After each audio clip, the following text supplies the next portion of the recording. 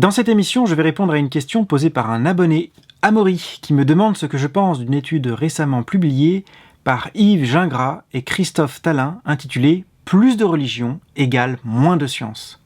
D'après cette étude, un plus fort degré de religiosité serait corrélé à un plus faible niveau de connaissances scientifiques et à une perception plus négative de la science. Amaury, quant à lui, est sceptique face à cette conclusion. En tant qu'ingénieur, il est entouré d'ingénieurs, dont certains sont musulmans, d'autres catholiques, de telle sorte qu'il ne perçoit pas d'opposition entre science et religion et qu'il ne comprend pas comment une étude a pu conduire à une telle conclusion. Alors je pense que Amaury a bien conscience qu'il vit dans un milieu spécial, le milieu des ingénieurs, et que cela ne lui permet pas d'avoir une vision globale sur l'ensemble du monde religieux. Néanmoins, on peut quand même comprendre son étonnement, et on va se pencher justement sur cette étude pour savoir ce qu'il en est.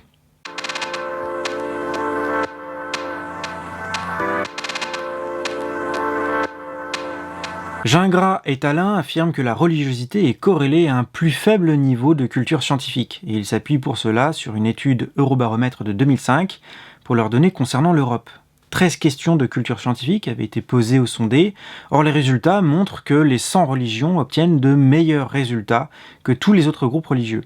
Néanmoins, il faut avouer que l'écart n'est pas si important que cela. Alors que les 100 religions obtiennent une moyenne de 9,53 sur 13, les protestants obtiennent 9,06 et les catholiques 7,91.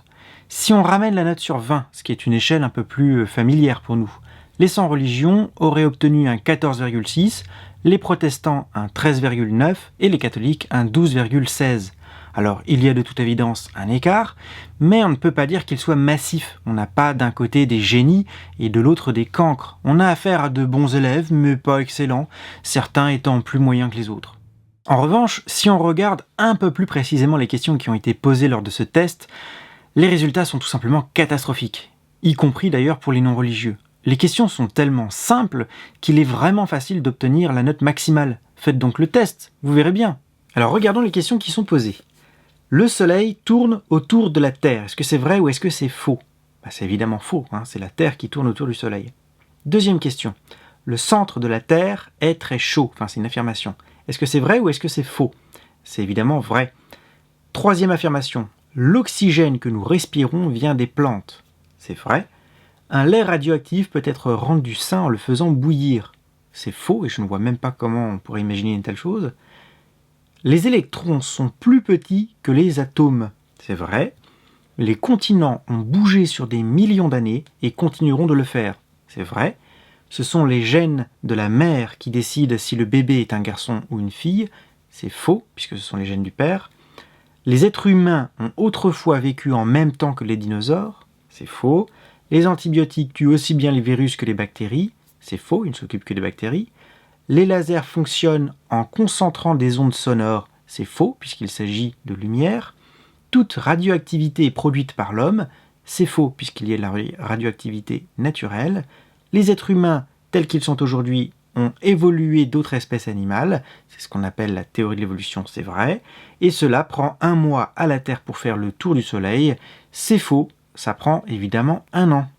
La conclusion d'un tel test aurait dû être « tout le monde est nul, peu importe que ce soit les 100 religions ou les religieux, même si certains sont légèrement plus nuls que les autres ». Ce que je trouve réellement inquiétant, ce n'est pas vraiment les écarts, c'est l'illettrisme scientifique qui manifestement touche tout le monde. Tout le monde aurait dû avoir 13 sur 13. Néanmoins, si on regarde un peu plus attentivement les questions, on remarque que 3 d'entre elles visent spécifiquement à disqualifier les créationnistes terre jeunes, ceux qu'on appelle communément les fondamentalistes. J'ai l'impression que ce sondage n'est pas totalement innocent. Il est biaisé dans la mesure où il vise spécifiquement à amoindrir la note des fondamentalistes. Et ce procédé me pose un problème, car si les questions plus neutres avaient été posées, leur note pourrait être équivalente à celle des 100 religions. Prenez par exemple André Hegen, un créationniste français. Celui-ci est diplômé d'un doctorat en génétique animale et il a été directeur de recherche à l'INRA. Si nous faisons tous les deux le test, moi j'aurai 13 sur 13, mais lui il aura seulement 10 sur 13. Et pourtant il est beaucoup plus qualifié que moi en sciences. Je trouve étrange que ce test ne reflète pas ce fait, en dépit de nos divergences d'opinion par ailleurs. Ce test exagère l'importance de certaines idées scientifiques qui visent spécifiquement à disqualifier les fondamentalistes. Et je trouve que ce n'est pas très objectif. Il aurait été pourtant très simple d'éviter un tel problème. Il aurait suffi de poser les questions légèrement autrement. Au lieu de demander « L'homme a-t-il évolué à partir d'autres espèces animales ?», il aurait suffi de demander « D'après la communauté scientifique, l'homme a-t-il évolué à partir d'autres espèces animales ?» Avec une question ainsi reformulée, on parvient à faire la différence entre la culture scientifique et puis les opinions personnelles sur des questions scientifiques. Ainsi, André Hegen et moi-même, nous aurions la même note maximale de 13 sur 13. Alors évidemment, on pourrait encore s'étonner qu'une personne ayant un doctorat en biologie ait la même note que moi. Les questions sont d'un niveau qui est beaucoup trop élémentaire pour donner une vision plus juste des choses. Quoi qu'il en soit, Gingras et Talin concluent que les religieux ont un niveau plus faible que les sans religion. C'est vrai, on l'a dit, mais l'écart n'est pas non plus gigantesque. Mais surtout, on oublie l'information essentielle de ce test. C'est que tout le monde est nul, les sans religieux compris, les sans religion compris, de telle sorte qu'on a affaire à un vrai problème sociétal d'illettrisme scientifique. On retrouve également une légère différence en fonction du niveau de pratique religieuse. Les sans religion obtiennent une meilleure note, un meilleur résultat de 9,5 sur 13 que les non-pratiquants, 8,16, et eux-mêmes obtiennent une meilleure note que les pratiquants, 7,8. Cette différence entre pratiquants et non-pratiquants se vérifie au sein de toutes les religions. Même si la différence n'est pas extraordinaire, on peut raisonnablement penser qu'il y a bien ici une tendance. Les autres paramètres tels que le sexe, l'âge ou le niveau d'études n'effacent pas cette différence entre religieux et non-religieux, toutes choses égales par ailleurs. Il y aurait donc une corrélation, selon Gingras et Talin, entre religiosité et plus faible culture religieuse. Mais il y aurait également une corrélation entre religiosité et vision plus négative de la science. À la question « Qui est le mieux qualifié pour expliquer l'impact sur la science des développements scientifiques et technologiques ?», on note quelques différences entre les sans religion et chacun des groupes religieux. Gingras et Talin pensent donc qu'on peut conclure à l'existence d'une influence de la religion sur la perception de la science. Pourtant, à peu près tous les groupes mentionnent à peu près le même classement. Tous placent les scientifiques universitaires en premier. Globalement, ce ne sont que les écarts entre les catégories qui varient. Mais j'avoue que je ne vois pas bien ce que Gingras et Talin cherchent à prouver ici. Je ne vois pas en quoi cela répond vraiment à la question. La question était, je le rappelle, la religion implique-t-elle une vision négative de la science ? Or ici, le sondage demande « Qui est le mieux qualifié pour expliquer l'impact sur la société des développements scientifiques et technologiques ?» J'avoue que le rapport entre les deux questions n'est pas du tout évident. Gingras et Talin utilisent également un sondage du Pew Research Center aux États-Unis. Mais là encore, on peut s'interroger sur sa pertinence avec notre question, puisqu'il y est beaucoup plus question de perception de la technique que de la science en elle-même. Le sondage vise à connaître l'opinion des sondés sur leur perception des innovations techniques en matière de santé, par exemple l'édition génétique des embryons, ou encore en matière d'environnement et d'alimentation, par exemple les OGM, les pesticides ou les hormones. Le Pew Research Center constate que les croyants sont globalement un peu plus conservateurs que les sans religion en matière de technologie. J'avoue ne pas être très étonné. En revanche, je ne comprends pas comment Gingras et Talin peuvent en tirer une conclusion sur l'appréciation des sciences, sauf à confondre volontairement la science et la technique. Il est tout à fait possible d'aimer la science, tout en étant réservé sur certaines applications qui en dérivent. Le fait d'être contre la bombe nucléaire ne fait pas de vous un militant anti-science. Ce sont deux choses qui n'ont pas de rapport.